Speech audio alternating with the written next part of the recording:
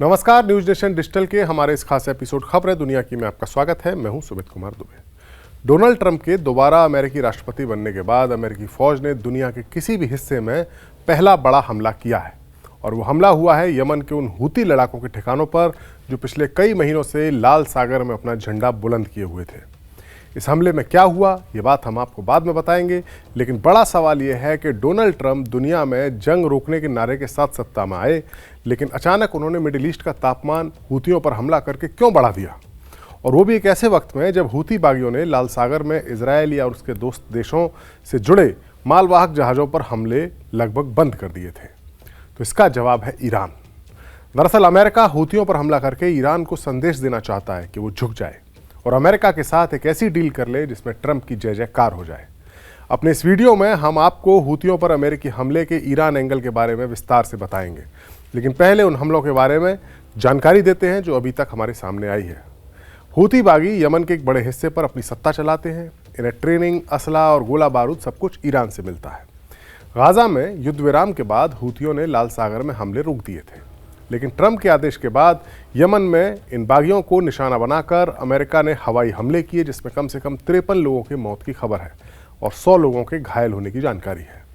Houthi बागियों के संचालित स्वास्थ्य मंत्रालय की ओर से ये जानकारी दी गई है। ट्रंप ने यमन में हूती बागियों के कब्जे वाले इलाकों पर सिलसिलेवार हवाई हमलों का आदेश दिया था। ट्रंप ने चेतावनी दी कि ईरान के समर्थन वाले हूती बागी अहम समुद्री मार्ग पर आने जाने वाले मालवाहक पोतों पर जब तक हमले बंद नहीं कर देते तब तक वो पूरी ताकत से हूतियों पर हमले जारी रखेंगे।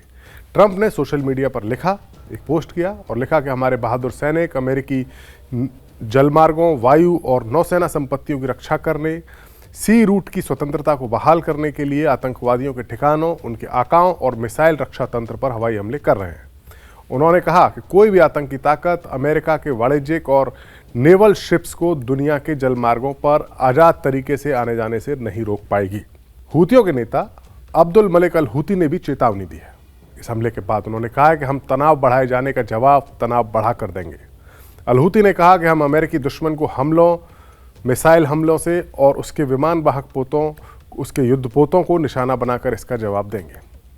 हूती मीडिया कार्यालय के डेप्यूटी चीफ नसरुद्दीन आमिर ने कहा है कि हवाई हमले उन्हें रोक नहीं पाएंगे और वो अमेरिका के खिलाफ जवाबी कार्रवाई करेंगे। हूतियों के साथ अमेरिकी फौजों की ये तनातनी ट्रंप की उस योजना की ओर इशारा करती है जिसके तहत वो ईरान पर मैक्सिमम प्रेशर बनाकर उसके साथ एक ऐसी न्यूक्लियर डील साइन करना चाहते हैं जिसके तहत ईरान अपने परमाणु बम बनाने के इरादे को छोड़ दे। पिछले दिनों ट्रंप ने ईरान के सुप्रीम लीडर खामेनेई को एक चिट्ठी लिखी थी और उनसे डील करने की इच्छा जताई थी। साथ ही छुपे रूप से धमकी भी दी थी कि अमेरिका ईरान को एक परमाणु शक्ति संपन्न देश के तौर पर नहीं देख सकता, लेकिन ईरान के ओर से एक बेहद ठंडा रिस्पॉन्स दिया गया। ट्रंप की चिट्ठी के जवाब में ईरान के सुप्रीम लीडर ने उनसे बातचीत करने से इनकार कर दिया। ये चिट्ठी बीते बुधवार को ईरान के विदेश मंत्री अब्बास अराक्ची को यूएई के राष्ट्रपति के सलाहकार अनवर गरगाश ने दी थी। खामेनेई ने कुछ स्टूडेंट्स के सामने बातचीत करते हुए ट्रंप की वार्ता की पेशकश को धोखाधड़ी करार दिया था। ईरान के सरकारी मीडिया के मुताबिक खामेनेई ने कहा, जब हमको पता है कि वे इसका सम्मान नहीं करेंगे तो बातचीत करने का क्या मतलब है। खामेनेई ने कहा कि ट्रंप प्रशासन से वार्ता करने का मतलब होगा ईरान पर लगाई गई पाबंदियों को और सख्त करना और देश पर दबाव बढ़ाना। दरअसल बात यह है कि ईरान पहले ही ट्रंप से धोखा खा चुका है। अमेरिका और ईरान के बीच 2015 में परमाणु समझौता हुआ था, लेकिन 2018 में जब ट्रंप राष्ट्रपति बने तो उन्होंने अमेरिका को इस समझौते से अलग कर दिया था। समझौता ये था कि ईरान पर लगी पाबंदियों को कम किया जाएगा और इसके बदले में ईरान अपने न्यूक्लियर बॉम्ब बनाने वाले प्रोग्राम को छोड़ देगा। इस समझौते के तहत ईरान ने अपनी तरफ से अपना वादा निभाया भी था, लेकिन जब ट्रंप के आने के बाद, ट्रंप के पिछले कार्यकाल में जब अमेरिका इस समझौते से पीछे हटा तो फिर ईरान ने अपना न्यूक्लियर प्रोग्राम फिर से शुरू कर दिया। मिडिल ईस्ट में ईरान और इजराइल दो ताकतवर देश हैं। दोनों देशों के बीच में दुश्मनी भी है। पिछले दिनों अक्टूबर 2023 में जब हमास ने गाजा से निकलकर इजराइल पर हमला किया था, तब से जो मिडिल ईस्ट पर तनाव शुरू हुआ है, तब दो ही मुल्क आमने सामने आए हैं, ईरान और इजराइल। इसके अलावा तो इजराइल हमास के खिलाफ गाजा में और हिजबुल्लाह के खिलाफ लेबनान में जंग लड़ रहा था, लेकिन ईरान ने सीधी टक्कर ली थी। कई और मुस्लिम देश इस इलाके के हैं, सऊदी अरब हो, यूएई हो, कतर हो, कुवैत हो, इन लोगों ने इजराइल की आलोचना की गाजा में अत्याचार करने के लिए, हमला करने के लिए, लेकिन नज़र से नज़र मिलाकर बात करने का साहस सिर्फ ईरान ने दिखाया था। 2 मौके ऐसे आए जब ईरान और इजराइल ने एक दूसरे के ऊपर हवाई हमले भी किए। ऐसे में इजराइल को इस बात का अंदाज़ा हो गया है कि इस पूरे इलाके में दुश्मन मुल्क उसके कई हैं, लेकिन जो सबसे तगड़ा दुश्मन है जो उसको नुकसान पहुंचा सकता है वो है सिर्फ ईरान। और अगर ईरान परमाणु हथियार बना लेता है तो फिर इजराइल के लिए बड़ी मुसीबत खड़ी हो सकती है। अमेरिका भी ईरान के निशाने पर रहता है। अमेरिका की भी दुश्मनी ईरान से काफ़ी ज़्यादा पुरानी है। 1979 में जो ईरान में इस्लामिक क्रांति हुई थी उसके बाद से ही अमेरिका ईरान का दुश्मन है। अमेरिका ऐसा कई मौके खोजने की तलाश उसमें रहता है कि किसी भी तरह से ईरान की सत्ता को बदल दिया जाए, लेकिन अभी तक अमेरिका को ऐसा मौका नहीं मिला है। लेकिन अगर ईरान की ये सत्ता, जो इस्लामिक क्रांति के बाद जो सत्ता आई है, जिसके हेड है supreme leader Ayatollah Ali Khamenei, उनके पास अगर न्यूक्लियर बम आ जाएगा तो अमेरिका की सिक्योरिटी के लिए भी खतरा पैदा हो जाएगा, क्योंकि मिडिल ईस्ट के इस इलाके में कई ऐसे मुल्क हैं जहां पर अमेरिका के फौजी अड्डे हैं। इजराइल चाहता है कि ईरान के परमाणु बम हासिल करने से पहले ही उसके उन ठिकानों को, उनकी फैक्ट्रीज को, उन प्रयोगशालाओं को नष्ट कर दिया जाए हमला करके, जहां पर वो परमाणु बम बनाने की कोशिश कर रहा है। लेकिन ट्रंप ने कुछ बयान दिए थे जिसके मुताबिक वो चाहते थे कि डिप्लोमेसी के जरिए पहले इस बातचीत को सुलझाया जाए।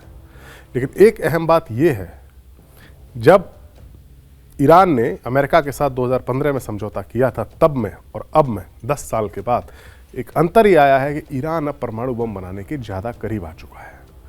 यूएन की एक संस्था है IAEA, उसने एक रिपोर्ट दी थी जिसके मुताबिक ईरान के पास 6 परमाणु बम बनाने लायक यूरेनियम मौजूद है, जिसको उसने 60% तक शुद्ध कर लिया है। बम बनाने के लिए, वेपन ग्रेड का यूरेनियम बनाने के लिए शुद्धता 90% होनी चाहिए, जो अब ईरान के लिए ज़्यादा मुश्किल काम नहीं है। इसके अलावा अब इंटरनेशनल राजनीति में ईरान का कद पहले से कहीं ज़्यादा बड़ा हो चुका है। यूक्रेन युद्ध में उसने रूस की मदद की और अपनी ताकत साबित की है। साथ ही अमेरिका का मौजूदा वक्त का जो सबसे बड़ा दुश्मन है चीन, वो भी ईरान के साथ है। हाल ही में बीजिंग में रूस, चीन और ईरान के पॉलिटिशियंस या विदेश मंत्रियों के बीच में एक अहम बैठक हुई, जिसमें अमेरिका और इजराइल दोनों की टेंशन उससे बढ़ गई। हाल ही में रूस, चीन और ईरान ने चाबहार जो बंदरगाह उसके पास मिलिट्री डील भी की थी, जिसे ट्रंप के लिए बड़ी चुनौती माना गया था। लेकिन अब इन तीनों देशों ने एक बार फिर से ट्रंप को एक झटका दिया है। तीनों देशों के जो मंत्री थे वो मिले बीजिंग में। शी जिनपिंग, जो कि चाइना के प्रेसिडेंट हैं, वो और पुतिन, रशियन प्रेसिडेंट, इन दोनों ने ईरान के न्यूक्लियर प्रोग्राम को समर्थन देने का ऐलान किया है। माना जा रहा है कि रूस और चीन के समर्थन से ईरान जल्दी ही परमाणु शक्ति संपन्न देश भी बन सकता है। ईरान का परमाणु शक्ति संपन्न देश बनना अमेरिका और इजराइल दोनों के लिए खतरे की घंटी है। इस मीटिंग के बाद, जो बीजिंग में हुई थी, इसके बाद चाइना, रशिया ने एक जॉइंट स्टेटमेंट जारी करते हुए ईरान के न्यूक्लियर प्रोग्राम को पूरा समर्थन देने का ऐलान किया था। चीन के उप विदेश मंत्री मा जाओक्सू ने बताया कि हमने न्यूक्लियर प्रोग्राम के मुद्दे पर पाबंदियों पर गंभीरता से चर्चा की। हम सभी गैरकानूनी और वन साइडेड पाबंदियों को खत्म करने की ज़रूरत पर बल दे रहे हैं। हमने दोहराया कि आपसी सम्मान के जरिए, कूटनीतिक विकल्प के जरिए ही एक विश्वसनीय और व्यवहारिक तरीका हो सकता है जिससे समस्या का समाधान निकले। हमें लगता है कि पाबंदियों को हटाना ज़रूरी है। ये चीन के उप विदेश मंत्री का बयान है। ईरान के परमाणु मसले पर चीन और रूस जैसी बड़ी शक्तियों का खुलकर समर्थन में आना अमेरिका और इजराइल समेत मिडिल ईस्ट में जो ईरान का दुश्मन मुल्क है सऊदी अरब, उसके लिए भी टेंशन वाली बात है, क्योंकि दोनों देशों में, सऊदी अरब और ईरान, इन दोनों के बीच में मुस्लिम वर्ल्ड का लीडर बनने की होड़ भी है। ईरान अगर परमाणु शक्ति संपन्न मुल्क बन जाता है तो वो पूरी दुनिया में पाकिस्तान के बाद ऐसा दूसरा मुस्लिम देश होगा। जाहिर है, परमाणु बम बनाने के इतने करीब आकर मुस्लिम देशों की लीडरशिप को हाथ में आने का मौका आपके अपने सामने देखकर ईरान और ट्रंप की बातों में आकर कोई डील तो नहीं करना चाहेगा, और वो भी तब जबकि रूस और चाइना जैसे 2 पावरफुल मुल्क उसके साथ हैं। अब देखना होगा कि ट्रंप के हमले बस हूथियों तक ही सीमित रहते हैं या फिर ईरान के साथ भी जंग का आगाज़ होगा। हमारा वीडियो आपको कैसा लगा, कमेंट सेक्शन में जाइए और अपनी राय हमें ज़रूर दीजिए। नमस्कार।